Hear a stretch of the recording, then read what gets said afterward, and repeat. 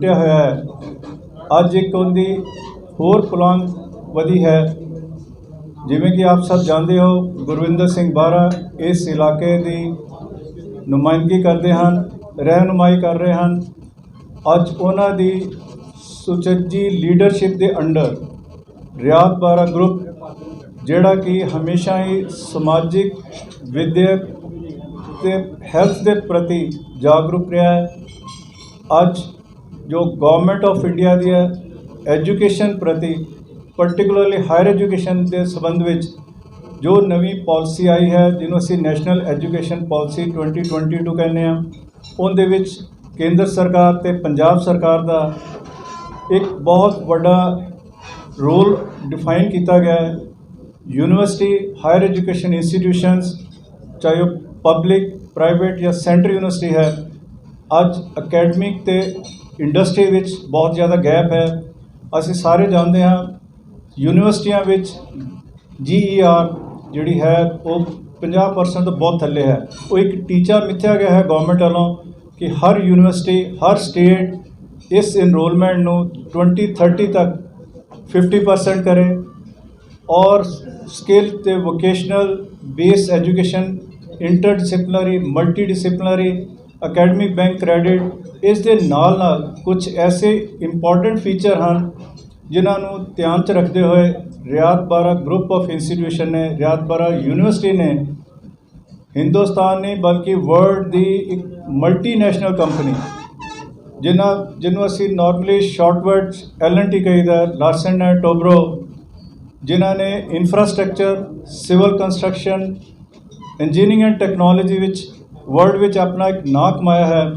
रियात बारा यूनिवर्सिटी ने पिछले हफ्ते ही उन्होंने नाल एक बहुत बड़ा एग्रीमेंट किया है। मैं इसलिए रियात बारा ग्रुप के चेयरमैन सरदार गुरविंदर सिंह जी बारा और LNT के रिप्रजेंटेटिव नूं उन्होंने अपने वालों और इस इलाके वालों मुबारक इसी साथ का शुक्राना करना कि इन्होंने ये इनिशिएटिव देखा कि बच्चों को कैसे आगे लेके जाना है। आज इंडस्ट्री में देखें, हर एक प्लेटफॉर्म पे हम बोलते हैं कि बच्चे इंस्टीट्यूट से आते हैं, वो इंडस्ट्री के लिए रेडी नहीं है। उसका कारण क्या है? नॉलेज तो वो लेके आते हैं लेकिन अनुभव मिसिंग होता है। LNT ने ये इनिशिएटिव किस लिए लिया है कि ये ब्रिज जो एकेडमी और इंडस्ट्री की है कम कैसे की जाए और हर बच्चे को काबिल कैसे बनाया जाए। हम इस बयान में करना क्या चाहते हैं? ज्ञान तो इंस्टीट्यूट पे ले लेते हैं, लेकिन वो ज्ञान को अनुभव में कन्वर्ट करने के लिए उस ज्ञान को एप्लीकेशन में और उसको बिजनेस एंगल की जो कोर्सेज है उनको रियल प्रॉब्लम से कैसे फेस कराना, LNT ने उसमें इनिशिएटिव लिया है।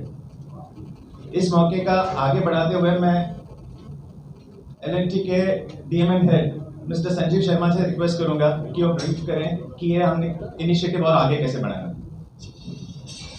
Thank you. Shall I speak in English? That's okay. Sir Hindi में बात कर, हिंदी में बात कर। Honorable Chairman sir, VC sir, my friends from electronic and print media. सबसे पहले तो मैं चेयरमैन सर का धन्यवाद अदा करता हूँ कि आज उन्होंने इस मौके पे हमको इनवाइट किया है। रियात बारा यूनिवर्सिटी पंजाब और हरियाणा की एक लीडिंग यूनिवर्सिटी है।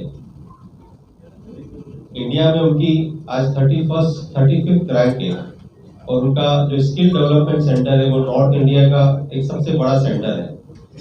तो ये दिखाता है कि जो चांसलर सर हैं और जो मैनेजमेंट है रियात बारा का, वो काफ़ी फ्यूचरिस्टिक है, काफ़ी इनोवेटिव स्टेप्स लेते हैं और उसी डायरेक्शन में एक नया MOU हम साइन कर रहे हैं रियात बारा यूनिवर्सिटी के साथ, जिसके अंदर हम जो इंजीनियर्स इनके इंस्टीट्यूट, इनकी यूनिवर्सिटीज में पढ़ते हैं, उनको हम इंडस्ट्री रेडी करेंगे। Industry ready in the sense कि बच्चे जब पढ़ के निकले तो उनका जॉब लगना आसान हो।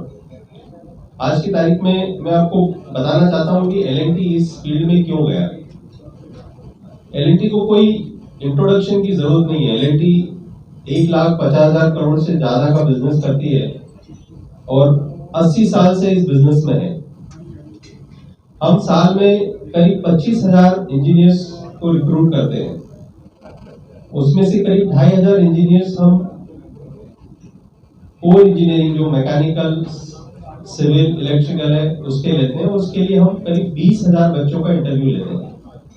तो हमने देखा है कि पिछले सालों से जो बच्चों का जो स्टैंडर्ड्स है वो थोड़ा नीचे आ रहा है, और जो एक नेशनल एम्प्लॉयबिलिटी सर्वे होता है उसका रिपोर्ट भी ऐसा दिखाता है कि पिछले 10 सालों में जो एम्प्लॉयबिलिटी रेशियो है वो कांस्टेंट है, वो बढ़ा नहीं है।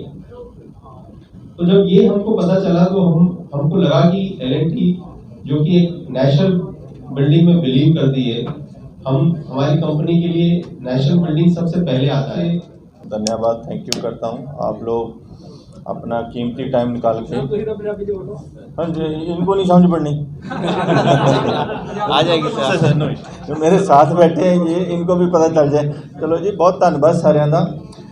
सर ਇਹਦਾ ਜਿਹੜਾ ਮੋਟਾ ਜਿਹੜਾ ਪਰਪਸ ਆ, ਮੇਰਾ 22 ਸਾਲ ਦਾ ਤਜਰਬਾ ਆ। ਮੈਂ ਐਜੂਕੇਸ਼ਨ ਸੈਕਟਰ ਦੇ ਵਿੱਚ ਆਇਆ। ਜਿਸ ਵੇਲੇ ਅਸੀਂ 2001 ਦੇ ਵਿੱਚ ਇੰਜੀਨੀਅਰਿੰਗ ਕੋਰਸ ਸ਼ੁਰੂ ਕੀਤਾ ਸੀ, ਉਸ ਵੇਲੇ ਲੋਕਾਂ ਦੀ ਫਸਟ ਚੋਇਸ ਹੁੰਦੀ ਸੀ ਕਿ ਸਾਨੂੰ ਮਕੈਨੀਕਲ 'ਚ ਸੀਟ ਮਿਲ ਜਾਵੇ, ਸਿਵਲ 'ਚ ਸੀਟ ਮਿਲ ਜਾਵੇ, ਤਾਂ ਇਲੈਕਟ੍ਰੋਨਿਕਸ ਜਾਂ ਇਲੈਕਟ੍ਰੀਕਲ 'ਚ ਮਿਲ ਜਾਵੇ। ਅਤੇ ਹੌਲੀ ਹੌਲੀ ਟਰੈਂਡ ਇੱਦਾਂ ਦਾ ਆ ਗਿਆ ਕਿ ਅੱਜ ਜਿਹੜੀਆਂ ਤਿੰਨੇ ਬ੍ਰਾਂਚਾਂ ਕਿਸੇ ਵੀ ਕਾਲਜ, ਕਿਸੇ ਵੀ ਯੂਨੀਵਰਸਿਟੀ ਦੇ ਵਿੱਚ ਬੱਚਾ ਸੀਟਾਂ ਲੈ ਕੇ ਖੁਸ਼ ਨਹੀਂ ਹੈਗਾ। ਸੋ ਉਹਦੇ ਵਾਸਤੇ ਅਸੀਂ ਵੀ ਕਾਫੀ ਚਿਰ ਤੋਂ ਐਫਰਟਸ ਕਰਨ ਲੱਗੇ ਹੋਏ ਸੀ। ਇੰਡਸਟਰੀ ਨੂੰ ਕਹਿ ਰਹੇ ਸੀਗੇ ਇੰਡਸਟਰੀ ਜਦੋਂ ਤੱਕ ਅੱਗੇ ਨਹੀਂ ਆਊਗੀ, ਇੰਸਟੀਟਿਊਸ਼ਨ ਜਿੰਨਾ ਮਰਜ਼ੀ ਕੰਮ ਕਰ ਲੈਣ, ਬੱਚੇ ਦਾ ਇੰਟਰਸਟ ਨਹੀਂ ਬਣਨਾ।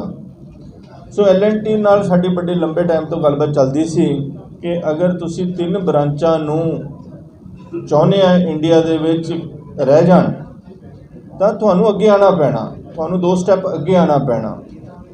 ਸੋ ਇਹਨਾਂ ਨੇ ਵੀ ਸਾਡੀ ਪ੍ਰਪੋਜ਼ਲ ਨੂੰ ਐਕਸੈਪਟ ਕੀਤਾ, ਜਿਹਦੇ ਵਿੱਚ ਇਸ ਮਾਡਲ ਦੇ ਵਿੱਚ ਖਾਸੀਅਤ ਕੀ ਹੈ, ਜਿਹੜਾ ਵੀ ਬੱਚਾ ਇੰਜੀਨੀਅਰਿੰਗ ਕਰਦਾ ਉਹ 4 ਸਾਲ ਦੀ ਇੰਜੀਨੀਅਰਿੰਗ ਹੁੰਦੀ ਆ, ਉਹਦੇ ਵਿੱਚ 8 ਸਮੈਸਟਰ ਹੁੰਦੇ ਆ।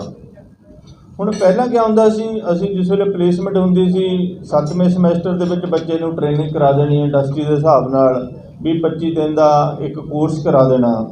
ਤਾਂ ਉਹਦੇ ਹਿਸਾਬ ਦੇ ਨਾਲ ਇੰਡਸਟਰੀ ਦੀ ਸੈਟਿਸਫੈਕਸ਼ਨ ਹੀ ਨਹੀਂ ਹੁੰਦੀ ਸੀ ਕਿ ਤੁਹਾਡਾ ਬੱਚਾ ਸਾਡੇ ਹਿਸਾਬ ਨਾਲ ਤਿਆਰ ਆ।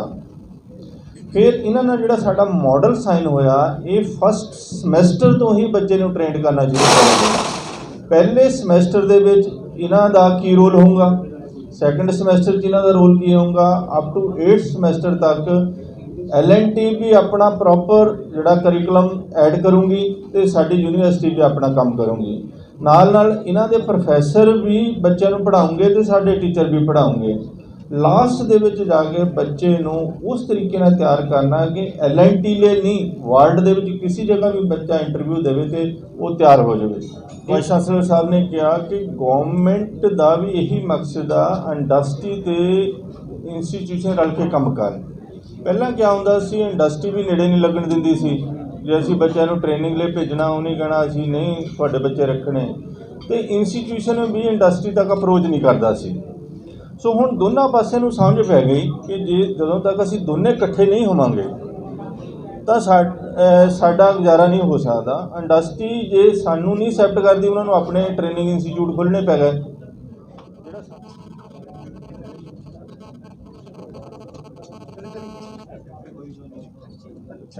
ਲੈਫਟ ਤੋਂ ਰਾਈਟ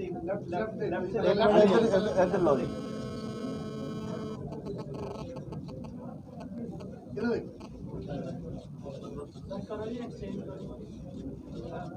चलो सर